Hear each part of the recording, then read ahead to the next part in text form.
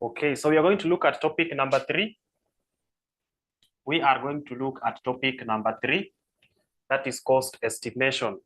So when you look at that topic, remember we are trying to do the costing. Management is about management of costs. That is the main objective of this particular unit. So when we are going to manage the cost, then we have to look at what we are going to incur. We have to look at what we are going to incur to do what? To produce a given product. So when we are going to manage the costs, how are we going to arrive at setting a costing system whereby the only thing we now need to do going forward is to just insert the variable element so that we can have our costing system put in place to help us get the total cost incurred at any given time for the output level that the company wants to deal with. So my number one item here, which we are going to look at, is the methods, the costing methods, the cost estimation methods that we are going to apply are normally classified into two. That is mathematical methods and non-mathematical methods. So if we are going to look at the classification, the mathematical methods are classified into two, and non-mathematical methods are classified or are always four in number for this particular course content. So let us start with the mathematical methods. What are these mathematical methods? Which ones are they? This one do not even require someone to attend the class because it is already provided in our course outline. Is there someone who is able to help us identify the specific cost methods under mathematical methods? Is there someone who can help us identify that? Do we have someone who can help us identify that?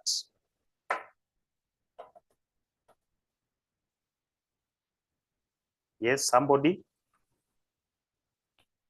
Somebody to help us identify that? Somebody to help us identify that. The costing methods, yes, we have linear regression. Another one, under mathematical methods. Under mathematical methods, which ones are we going to have? Which ones are we going to have?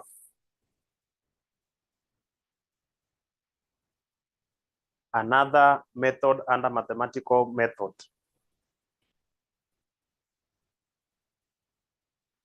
Somebody to assist us there. Somebody to assist us there.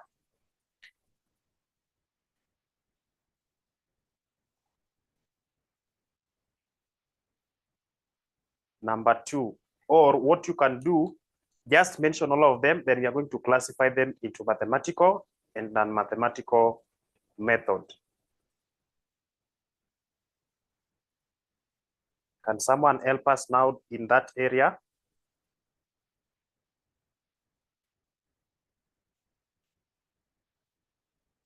Can someone now help us in that area? I try to get my marker pen. Yes, we have accounts analysis, we have ILO method, we have scan.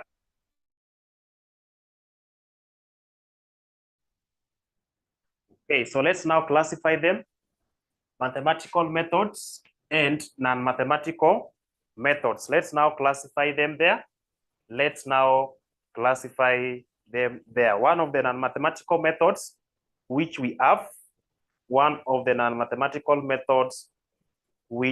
we have, is accounts analysis. So the mathematical method is scattered graph method.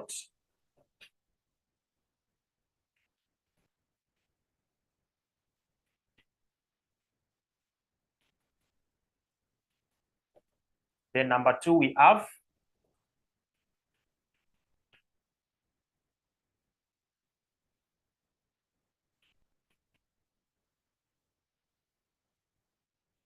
or we call it ordinary.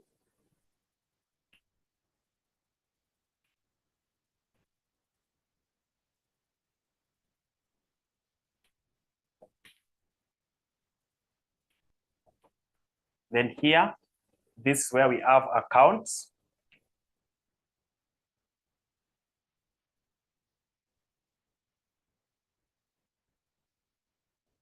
This is where we have I.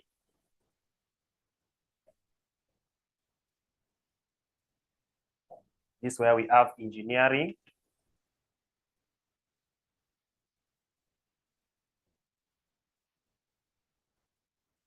That's where we have engineering methods. So do we have any other that is remaining?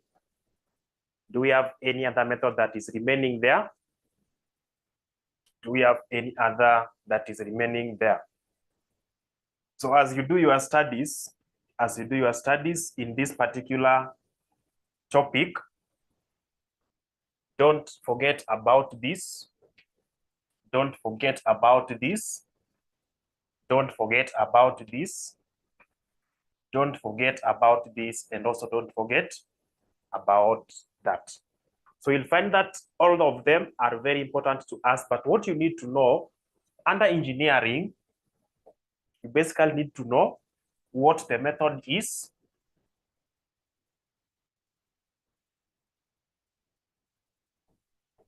application, or how do we use it? How do we use it to come up with the cost estimates? How do we use this to come up with the cost estimate system? That is all you need to know about engineering. Advantages and disadvantages or limitations also are basic things that you need to know about engineering methods. When I come to ILO method, just know disadvantage, advantage, disadvantage, advantage, and also this. That is these other ones. Know the advantage and the disadvantage. Once you know that, because all of them, all these other methods must take you to y is equal to a plus bx, which the other day we said that y is the total cost, a is the fixed cost, and b is the variable cost per unit. Then we get to x, which is now the independent variable. We call it cost driver. In management accounting, we call it cost driver. It will determine what the total, it will determine what the value of y is, because a is constant. Variable cost per unit is constant. But whatever is going to determine our total cost here is now the quantity of the output, the activity level, of which this activity level can be machine hours, can be labor hours, can be units produced,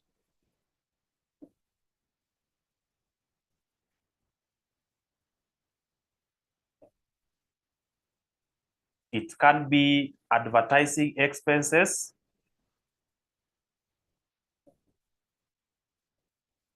it can be marketing expenses. So maybe the higher the marketing expenses, the higher the total cost being incurred. It means the total cost is dependent on the fixed and also the variable component of those costs, which is also dependent on a given element. So that is what we need to know. That is what we need to know. It is only engineering method that will not take you to this part. It has several procedures that is not covered under management accounting for the intermediate level. So what you need to know is basically its application, advantage, and limitation. These are the ones you have to know how to arrive at the final figure here. You have to know how to arrive at that final figure. Now today, I want us to look at, if time will allow us, the 3 of them, but the 4, but I would like us to start with, the simple one that will make you understand everything, the ILO method. So let's speak on that. Let's speak on ILO method. Let's speak on ILO method.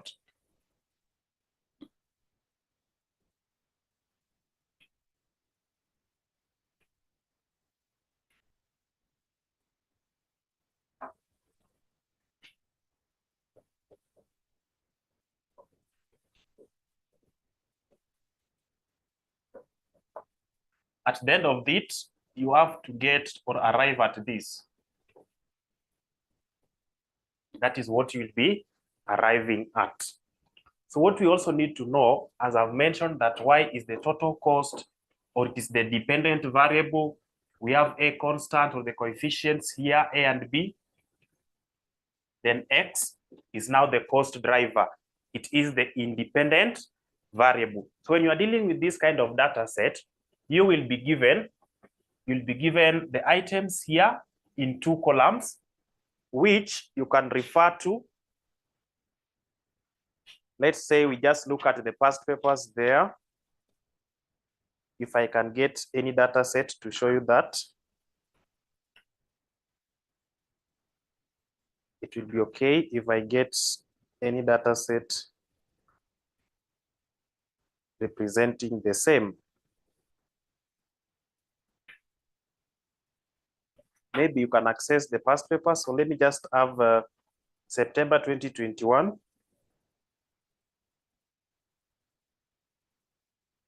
Just have some figures there. We have 460. That is total production cost.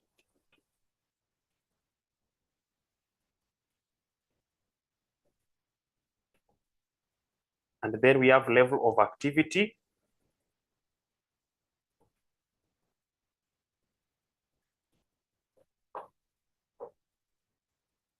Total production cost, of course, is in thousands. And then this one here is given in units produced.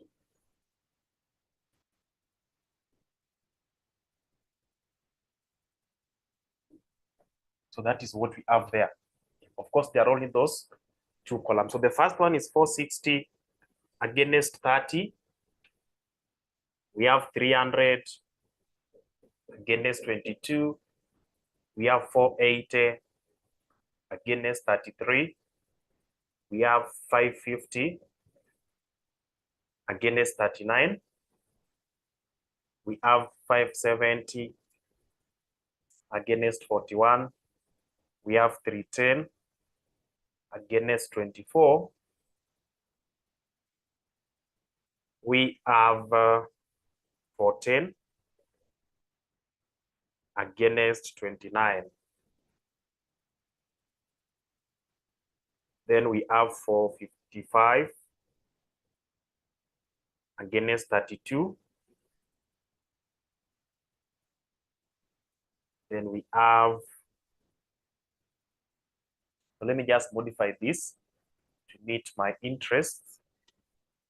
We have for 55 years, but it is against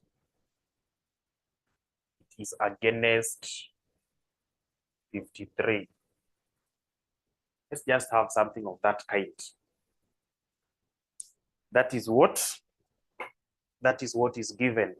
Now, you are being told to use ILO method to solve this particular question.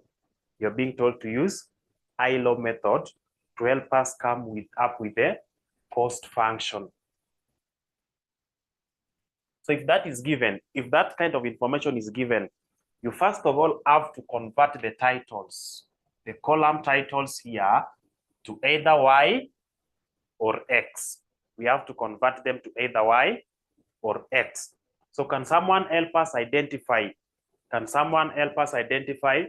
What column are we going to change to Y and which other column are we going to change to X? And maybe give a reason if possible. Which one are we going to have as y? Which one are we going to have as y? Remember, we said y is now the dependent variable and x is the independent variable. Now, if you look at this data set, we are told that this is the total production cost and then the level of activity in bracket units produced.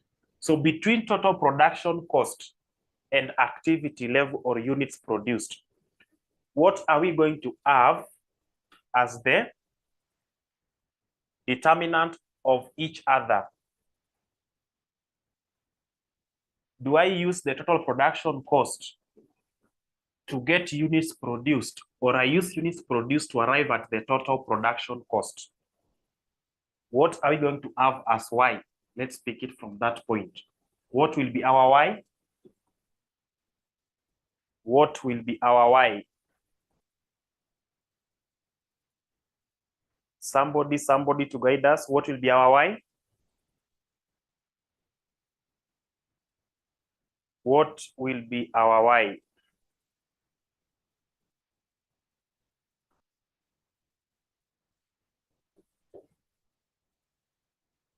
Level of activity is x. So somebody is telling us that the level of activity is x.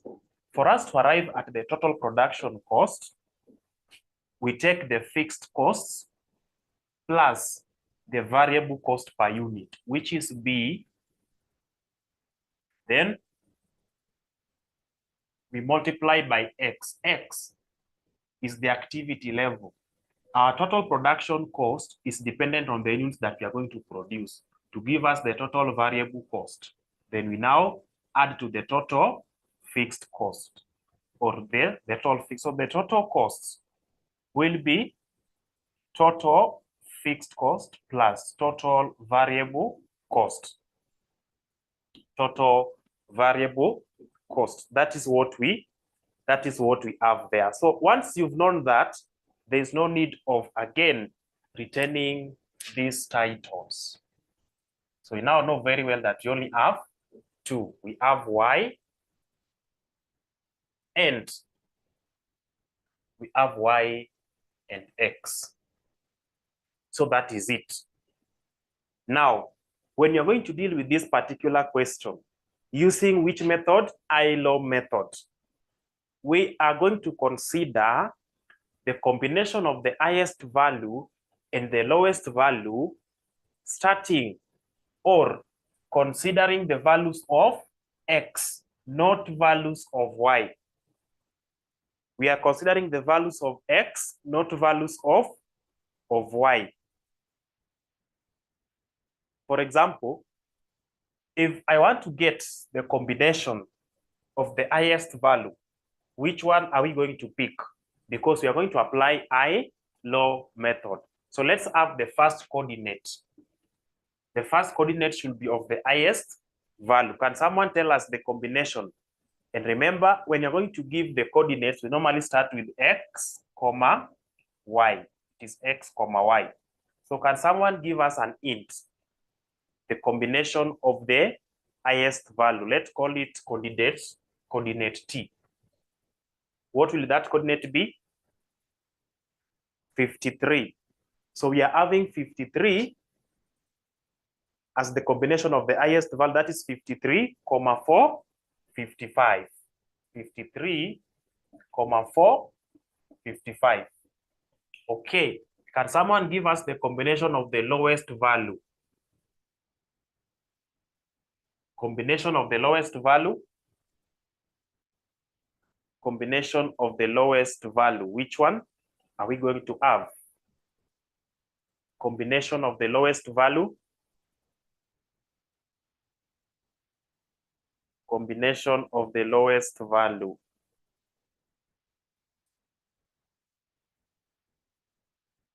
$22, 300.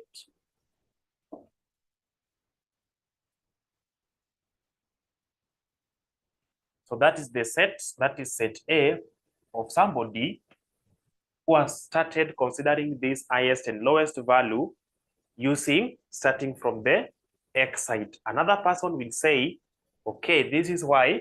So the highest value in this place here is 570. So they take 41, 570.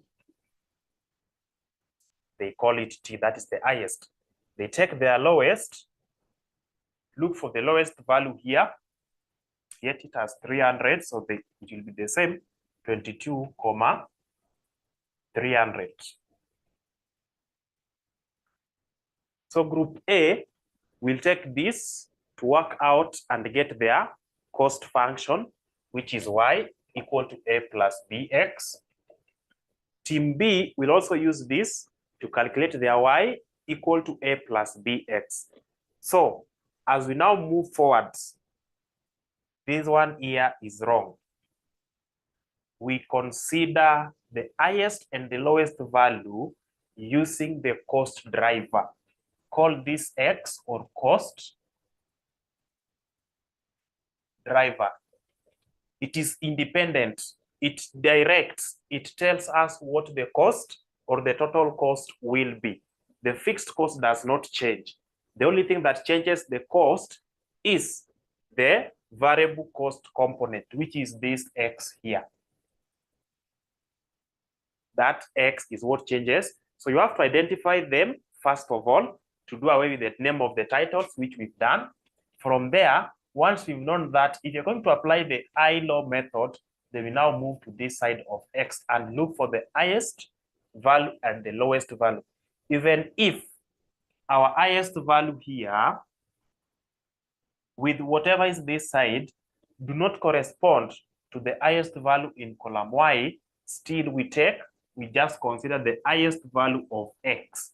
And that's why we are saying that group which took 53,455 instead of 41,570 has got the right answer. So let's do away with this. We've now known how to identify such. Once that is done, we have this. So this is what normally happens. Sorry.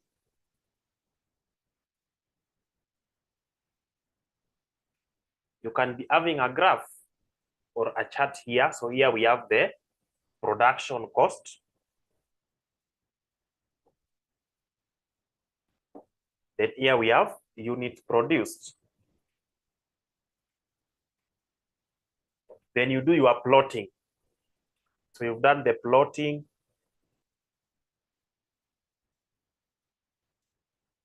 You want to look for the line of best fit.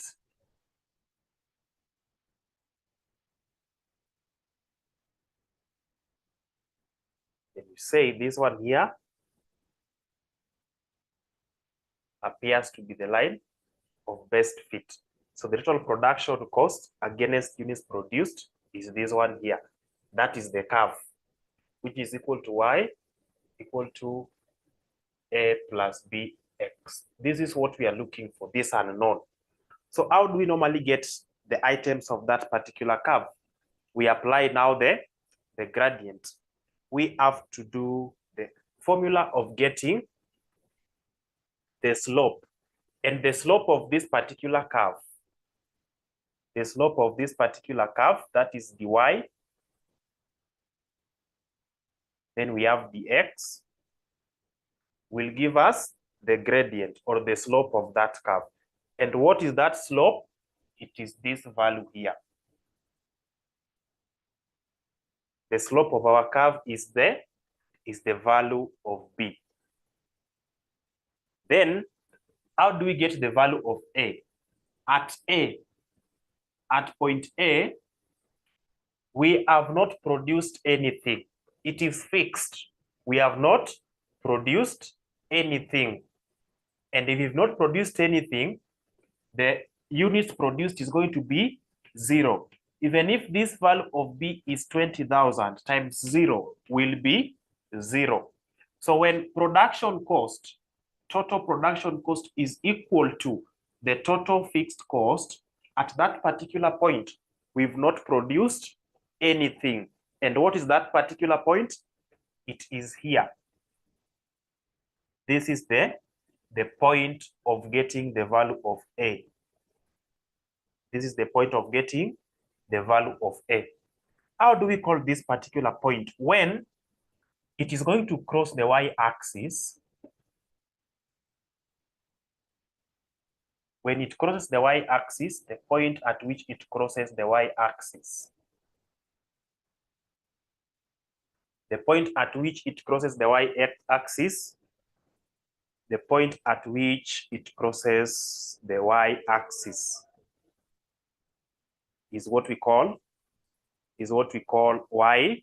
y-intercept. So here is what we have as y-intercept. Y-intercept x is equal to 0. Here, this is the origin of x. So when x is 0, what do we have as already captured value of y? So maybe we have 50, we have 100, 150, 200, 250. Here is 0, 10, 20, 30, 40, 50, 60, 70. So at this point, the y-intercept, when x is equal to 0, that value of y becomes our fixed cost. So this is the concept of what we call scattered graph method. It is going to help us understand what you're going to do under I-law method. Once that is done, the coordinates I was referring to, we can assume or we can take these two to be those coordinates. So at this point here, we have T. So we have M. At that point, we have M.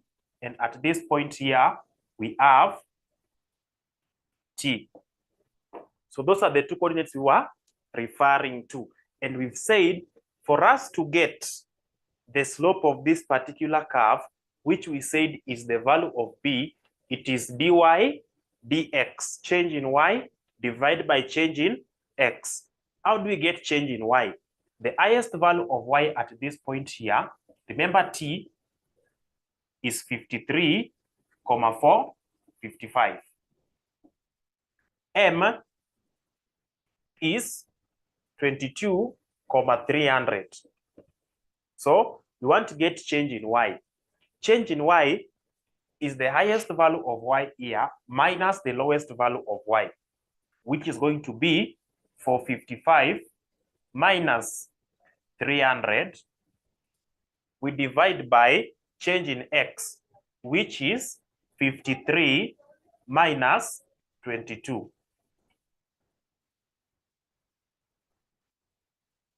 So let us now get the slope or gradient of that curve is equal to 455 minus 300 over 53 minus 22. So what is the value of G? That is the gradient or slope of that curve.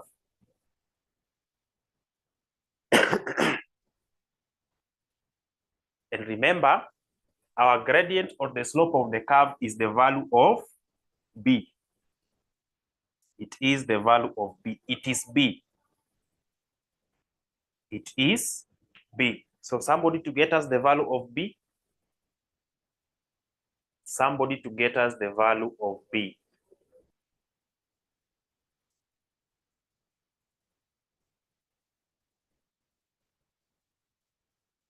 Someone to get us the value of B.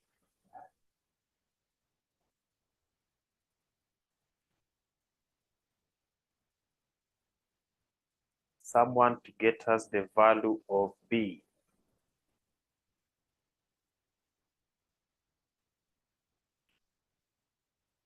So the value of B is 5.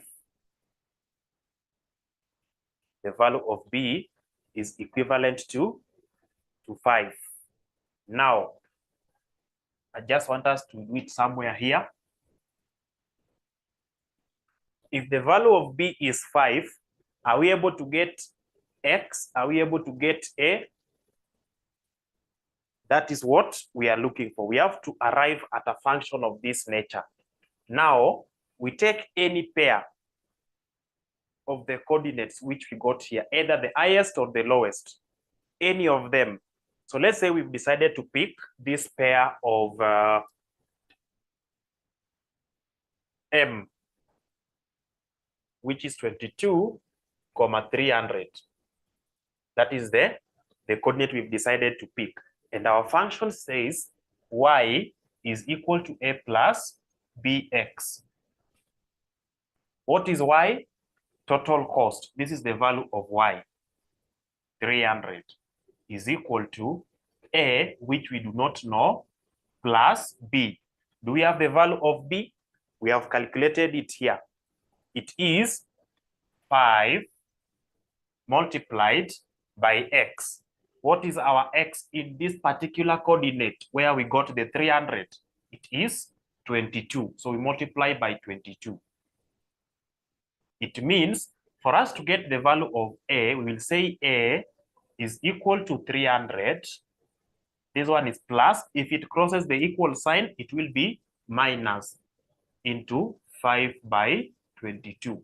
So the value of a is therefore equal to 5 by 22 subtracted from 300. Tunapata ngapi? What are we getting?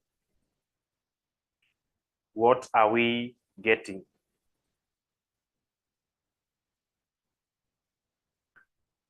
What are we getting? I'm being told that it is 100 and it is 190. It is 190. So once we get the value of a and b, it means we can now get our function. So our cost function y is equal to a, which is 190, plus bx. So what is b? It is 5x. We've created our cost function. So if this was for the month of January, February, March, April, May, June, July, August, then you are being told in the month of September, we do not know the cost. The only thing we know that units produced in that particular month is or was 32.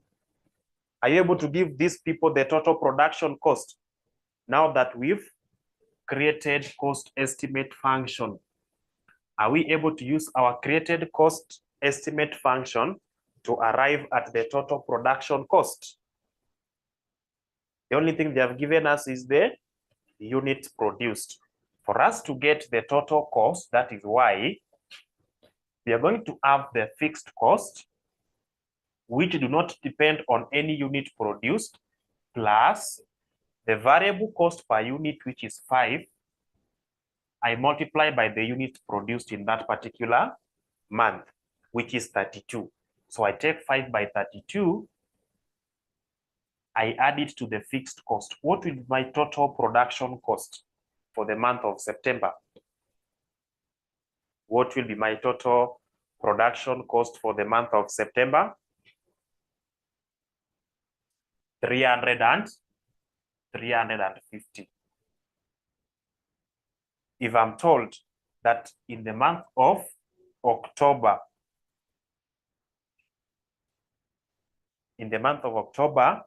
my total units produced reduced from 32 to 17. It reduced from 32 to 17. What will be our production cost in that particular month? What will be our production cost? What will be our production cost? Somebody to guide us there. 275. 275. I want to see 11 of us confirming that they're able to see or they're able to calculate and arrive at that 275. I want to see somebody confirming, at least 10 people to confirm that they have been able to calculate the 275. Yes, so they have simply taken y equal to 190 plus the units produced, which is 17, they multiply by variable cost per unit. Then if you do all that working, you are going to get to 75. I've given you that information going through the scattered graph method to help you understand, because scattered graph method will be given the value of x, the value of y, and then then you are told to plot, which we've done here. The plotting, which these letters here, these asterisks were representing the plotting. And then once you've done the plotting, you choose the line of best fit, which I have done. After doing that, we now identify the gradient, because for this particular function to be complete, we only need two things. We only need the value of A and the value of B. The value of A, we say, is the y-intercept. At y-intercept, x is equal to 0. When it crosses the y-axis, x will be 0. That is the fixed cost. Even if they have not produced any unit, they already incurred some cost. Of course, as we progress to the subsequent topics, we'll be understanding these types of fixed cost, which we are going to have here. You've rented a given house to do your production.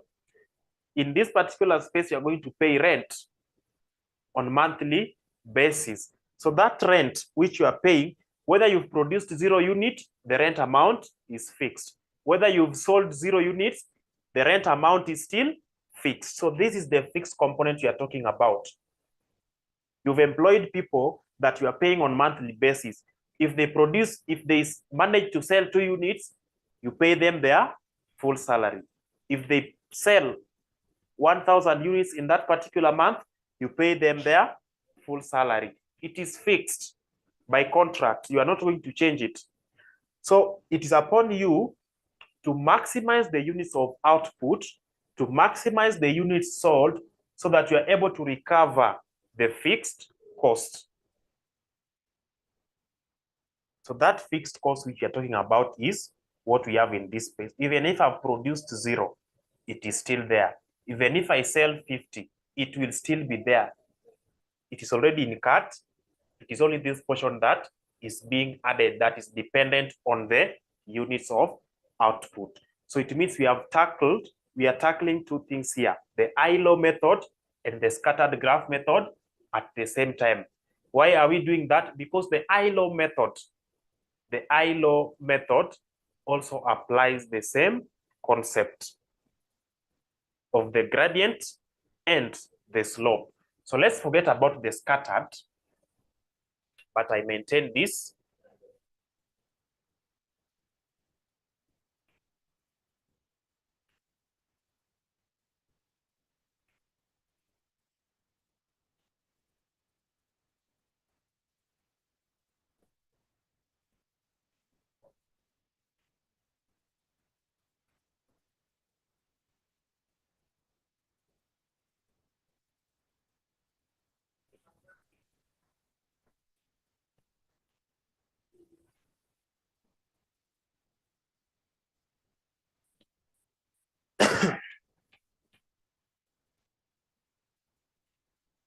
So this is what we add. We've identified the high and the low figures. We have them here. We have to take the 2 sets, the highest and the lowest, which we have here. Then what are we going to do? We are going to apply the formula of identifying or getting the value of B, which we said is equivalent to change in Y over change in X. Change in Y, we take the highest value of Y, which is 4, 55 minus the lowest 300 over the highest value of x, 53, minus 22. If I apply that, I'm going to get the value of b, which you told me is equivalent to 5. Once we have 5 here,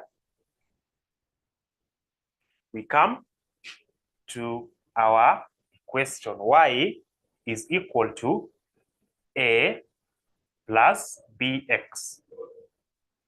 B is 5, x. We take any pair, either this or this one here. So let's pick this one this time round. I think we picked M, so let's pick T. Let's pick T.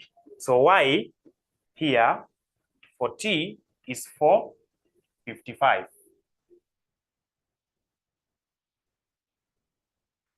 Equal to A, which we do not know, plus 5 multiplied by X. What is X in this particular pair? 53. So if I do all that, my A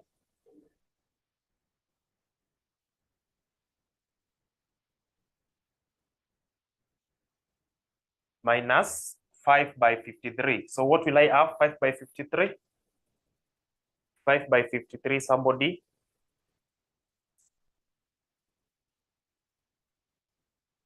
Five by 53, 265. So we have 265. So let's get the value of A. What is the value of A? 455 minus 263, 190. It's taking us back to 190. So once we have A and B, that is the only thing we were lacking in this function. So our Y is equal to A, which is 190, plus bx. B is 5, x. That is what we were required to calculate. So you've seen the only difference between high and low method is that for the, high low method and the scattered graph. For scattered graph, you're going to plot everything. We look for the line of best fit. For high low method, we don't need to go through that procedure. We simply pick the two pairs and then proceed to calculate all these that is calculated or that we have just done here. So is it now clear to somebody? Is it now clear to somebody that you are able to use high-low method to come up with a cost function to estimate even the cost for the next period? Confirm if you are able to do that. Confirm if you are able to do that. Confirm if you are able to do that. Okay, if that is done, then I would like us to move to the next simplest method.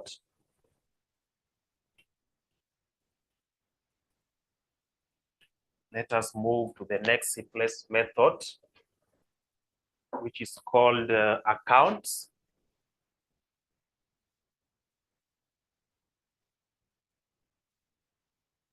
Analysis method. So the accounts analysis method, this one is taking us away from that, but let's just do this. Let's apply regression method.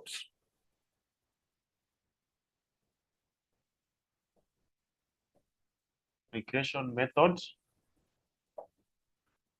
it will still put us within that bracket of identifying the value of y and x. I think regression method will be okay. So regression method,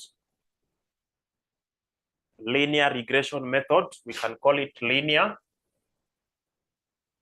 ordinary regression methods, Ordinary regression method is also another name of that.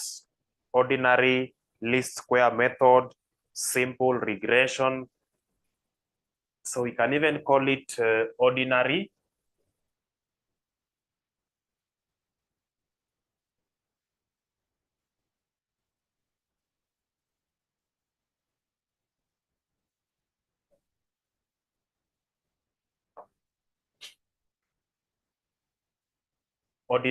least square method, regression method.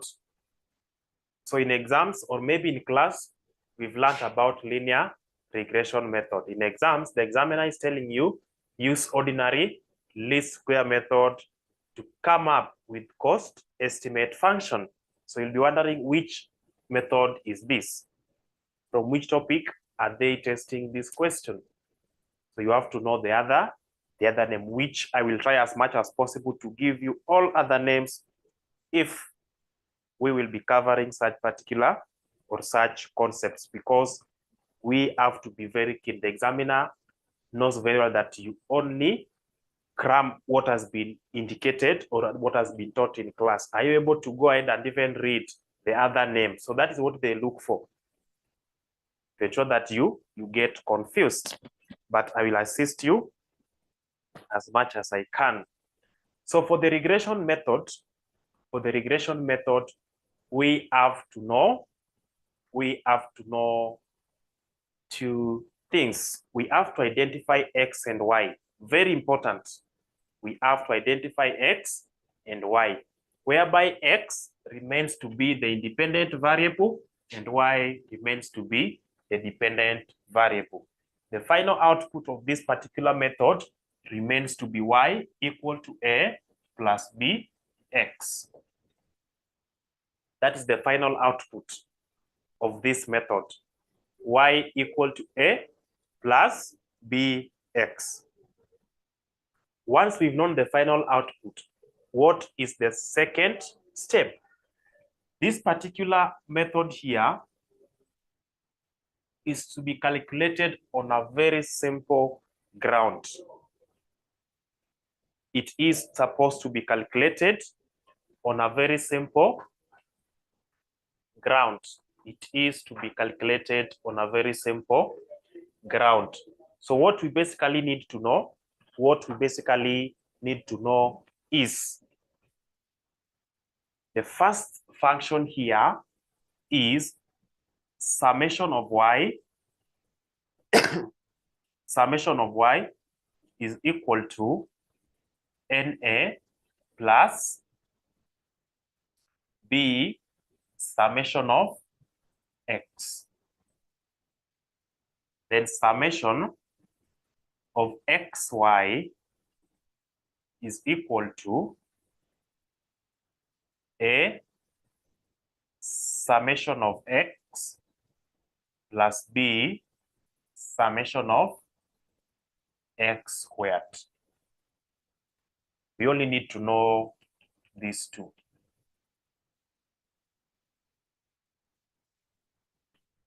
So once you have that, we have formed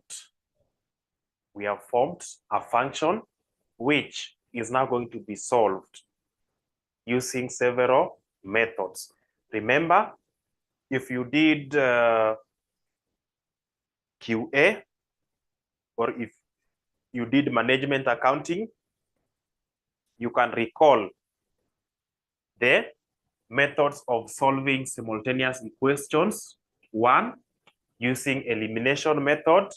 2, you can use substitute method or even apply matrix method. You can also solve the same by use of a graph. My advice to you in this particular question, remember, just applying that will help you to get the value of A and B. Don't go the matrix way.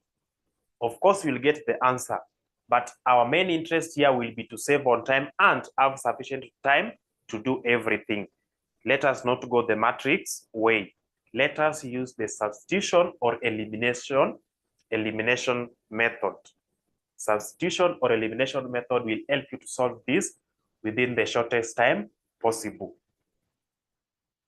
That's number one. Number two, we can also apply calculator. We can apply our calculator to help us get these values directly without taking a lot of time. So once this is done, it is this function, this is the original function that is normally being condensed to give us the value of B directly, to give us the value of A directly. So what are we going to do? Let's move first to get the value of B. How do we get B? So let's make B the subject of the formula in both cases. So our B, here we are going to say B summation of X is equal to summation of Y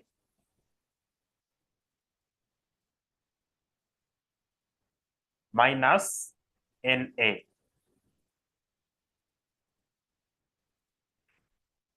We divide both sides by summation of X, summation of X, summation of X. So that is the value of B. That is the first B.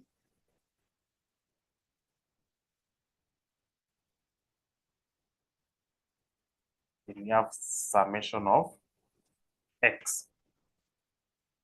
Then also make B the subject of the formula here.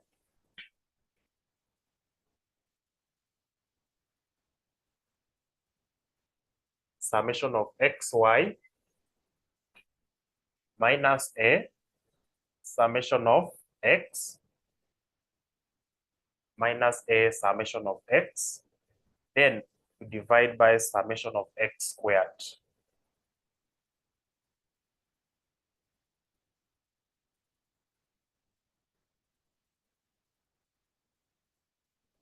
So we have B, and B is equal to B.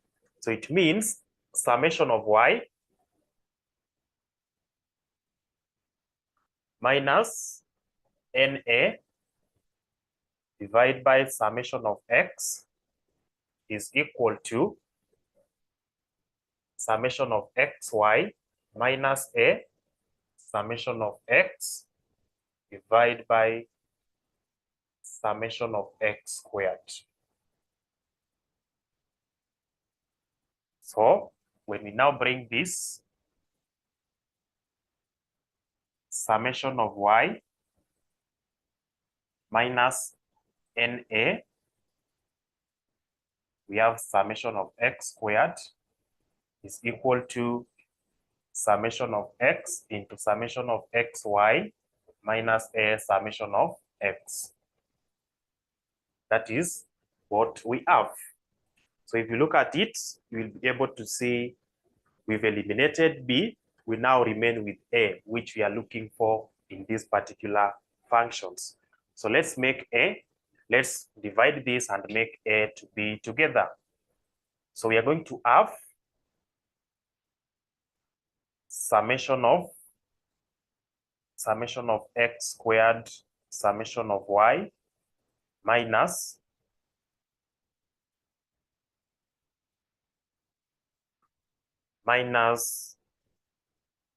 summation of X squared NA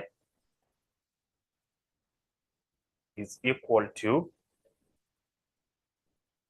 summation of X summation of Y minus summation of X times summation of X, which will now be A summation of X squared. So we have A here. Let's eliminate and remain with our A. Let's have A on its own. So we can take it this other side. And then we have these ones here together. So we have all of this to go the other side. So we have minus summation of x squared NA is equal to this summation of x, summation of y, minus, so this one here, we are going to bring it this side to be plus, that is A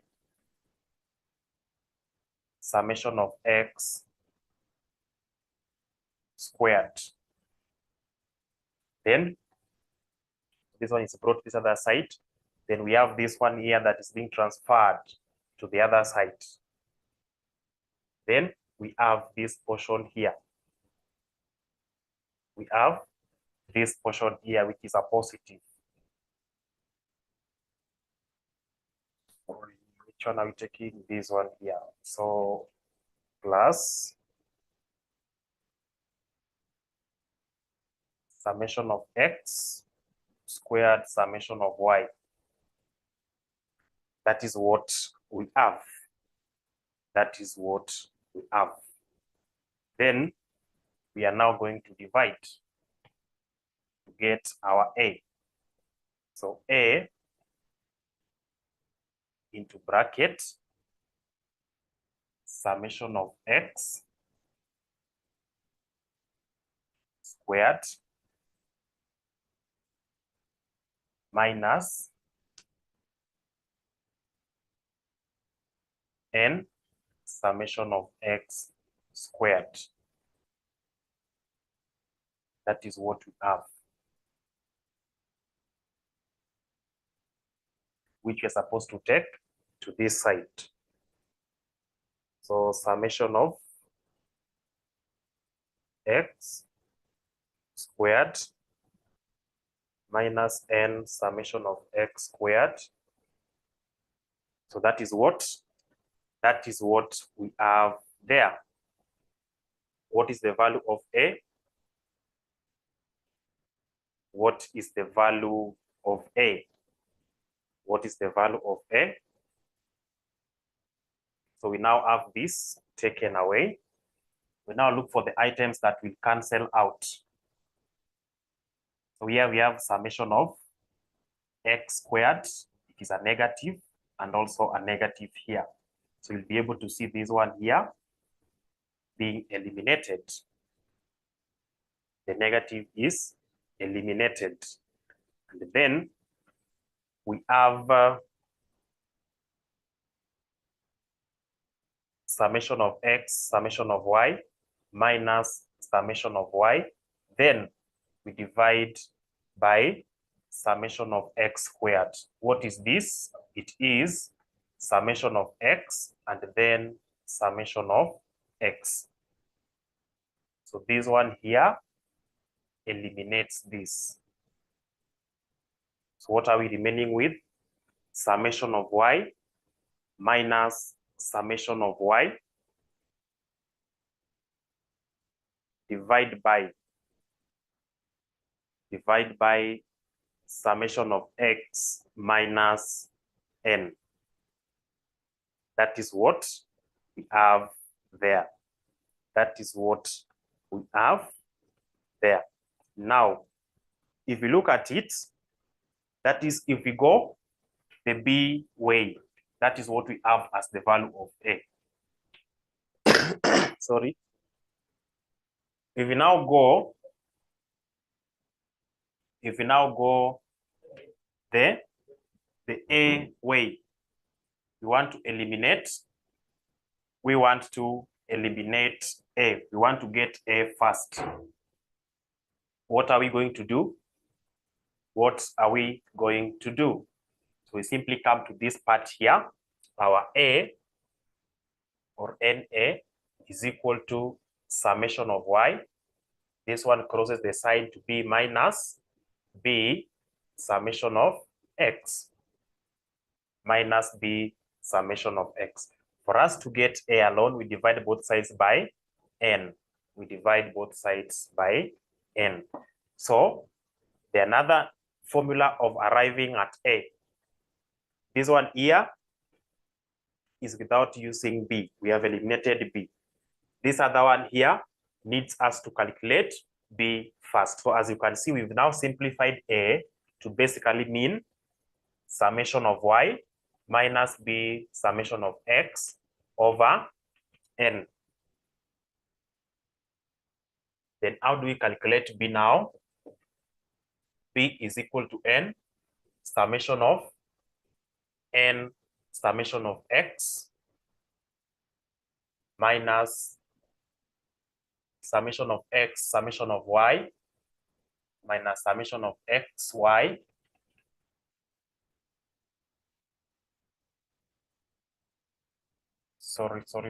is equal to N summation of X minus summation of X summation of Y over N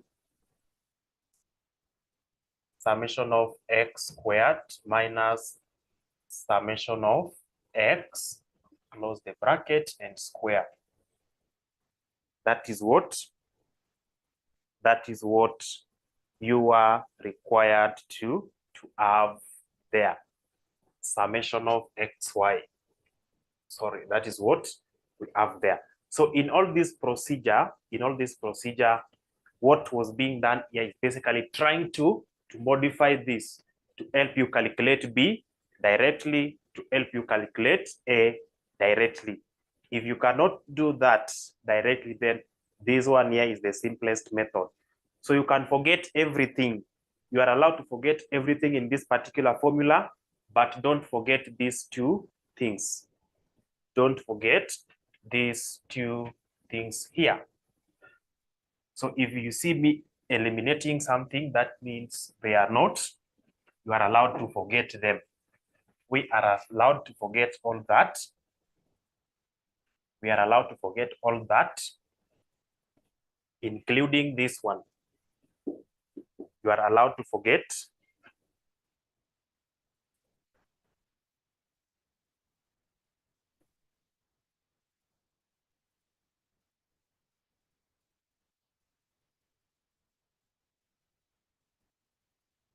You are allowed to forget everything, but don't forget these two.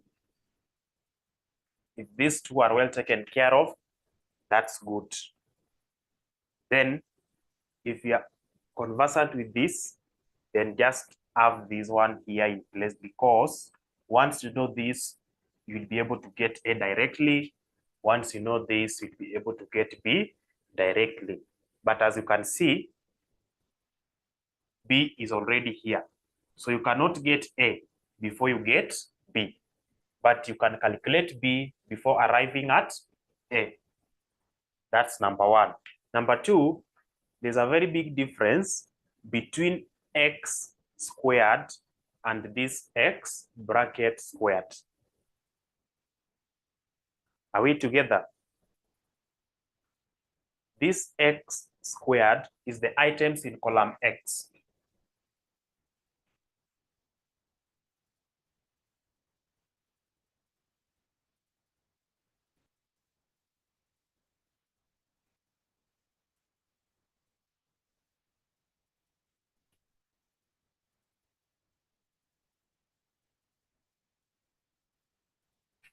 We are going to have our values here.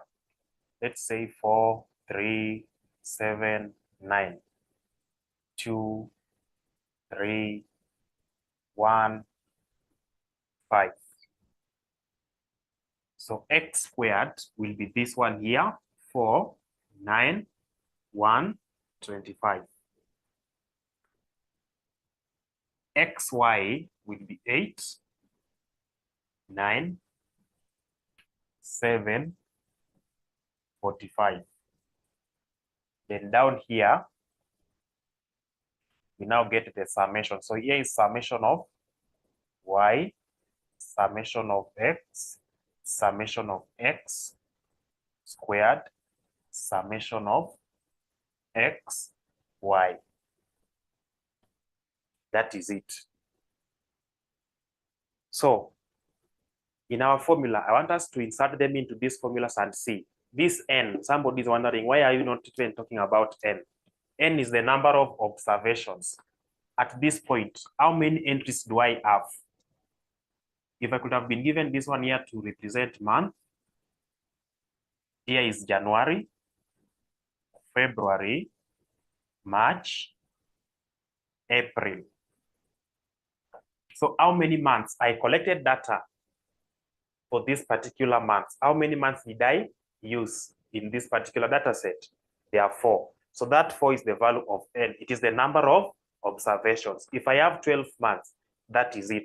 So in some cases, you'll find the examiner giving you the name of the months there, or even 1, 2, 3 to help you arrive at that.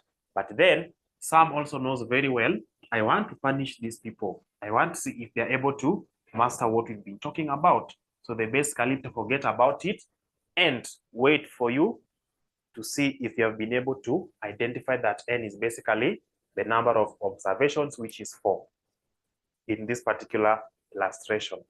So once that is done, you want to get the summation of y. We simply add whatever is in this particular column. That is 7 plus that 14, 23. That is what we have. Then x here, when we add everything, that's 5, 6, 11.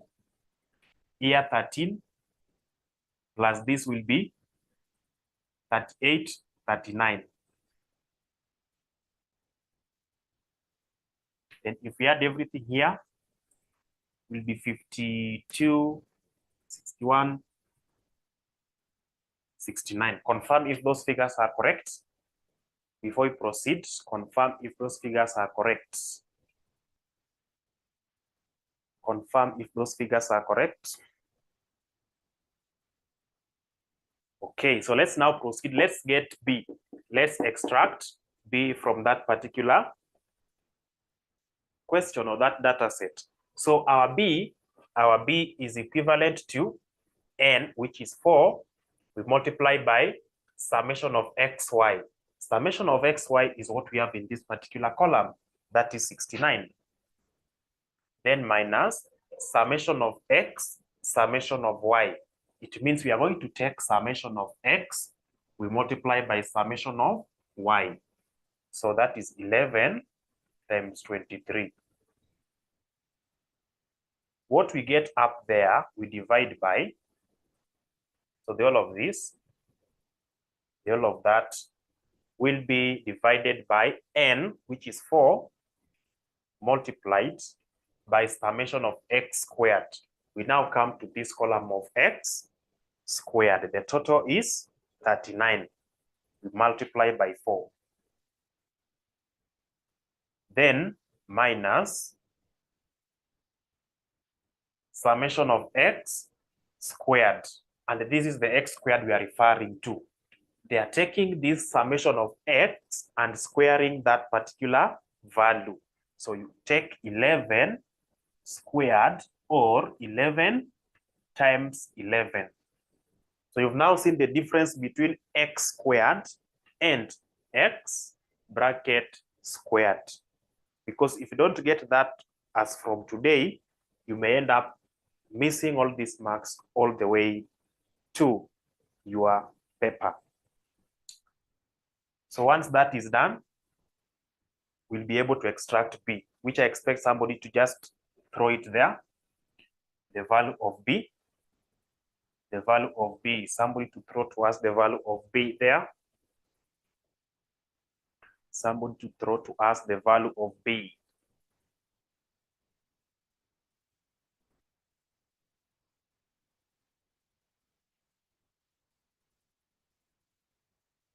The value of B, somebody.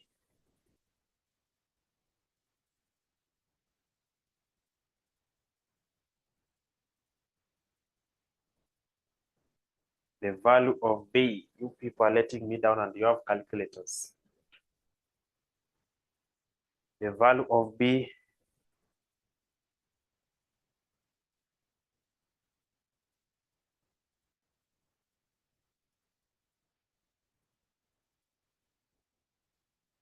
is 0.66. 0.66. Okay, so I'm told here is 0.66. The second person can confirm that 0.6. Give me to 4 decimal places, 0.6571. For this one here, at least 4 decimal places. Going forward, if you calculate the value of B, 4 decimal places to help you at least have an accurate value for A. So our A will be summation of Y, 23, minus B, 0.6571, multiplied by summation of X, which is 11. Then we divide by N, which is 4. That's all. Napata ngapi? What is the value of A? What is the value of A?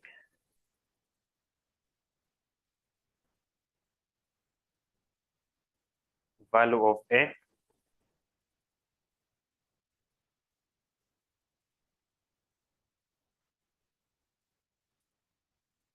Value of A, somebody.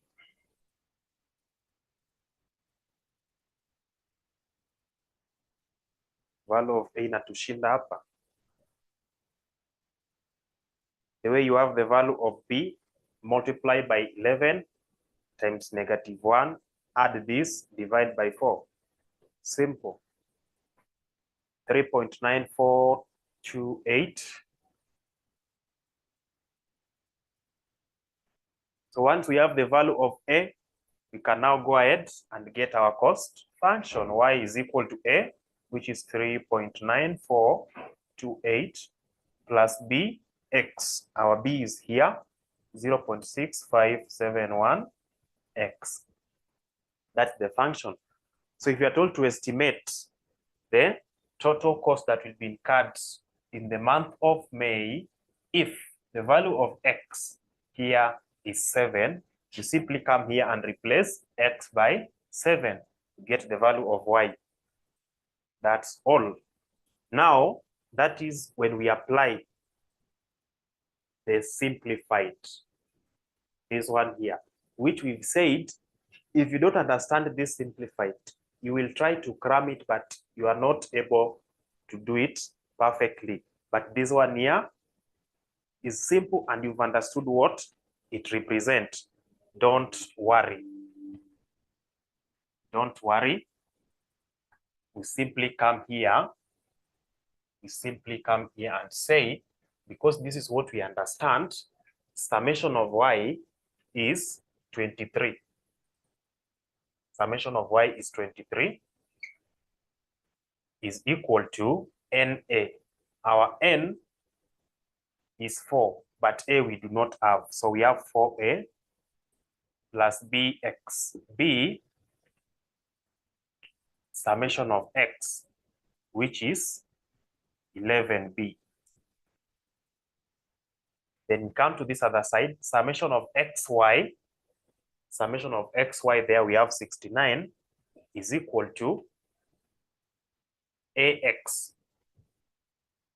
A, summation of X, which is 11, A plus B, summation of X squared, 39, 39B. We have two simultaneous equations. We can solve using elimination, matrix, or substitution, or even drawing a graph. Now, very simple. Make one of them to be common or equal. Either I multiply by a number to make the value that I will be getting for A or B equal to the value of A or B down here. So I can take this, multiply by 11, I take this, multiply by 4. Then have a new equation down there to make A equal to A. So that I have 44A, I have 44A. When I subtract the two, I'm going to have 0. So that I only remain with one unknown. That is option A. Option B, I simply come here and say, okay, make 4a the subject of the formula. So I have 4a, or make a. So my 4a is equal to 23 minus 11b. So divide by 4, divide by 4, divide by 4. So my a is equal to 23 divided by 4 minus 11 over 4b. Anytime I am going to get anything that has got a, I replace with this entire thing. So the first thing that I'm able to see here is, now I come to this second question and say 69 is equal to 11a. And what is my a? This is my a. So the whole of this multiply by 11 over 1.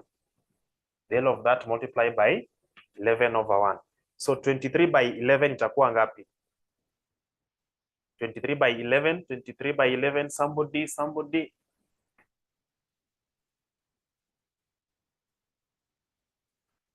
23 by 11. 23 by 11. 253. So we have 253 over 4.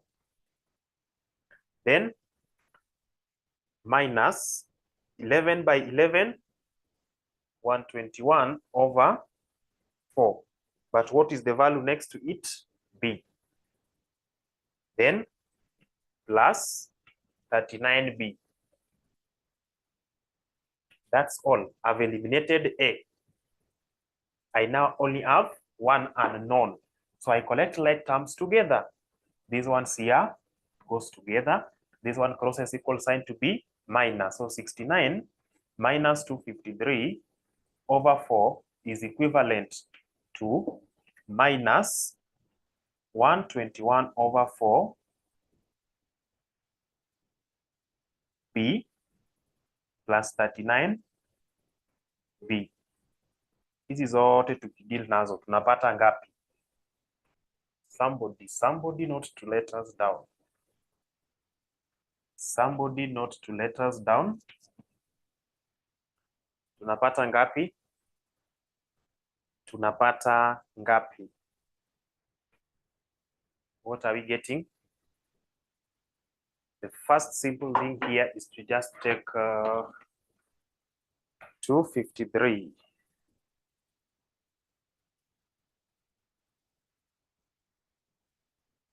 I'll have 5.75. So you'll confirm to me if you are getting that. Then this other side,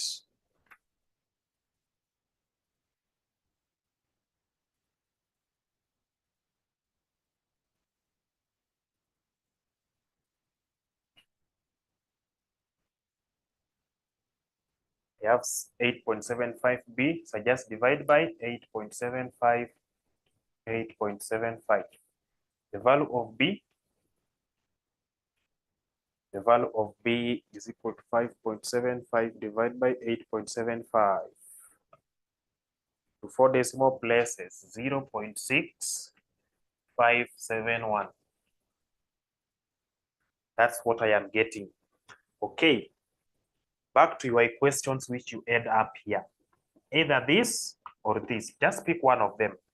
I come to pick the first one. 23 is equal to 4a plus 11b. 11 multiplied by b, which I have calculated there. So my 4a will be equal to 23 minus this one here.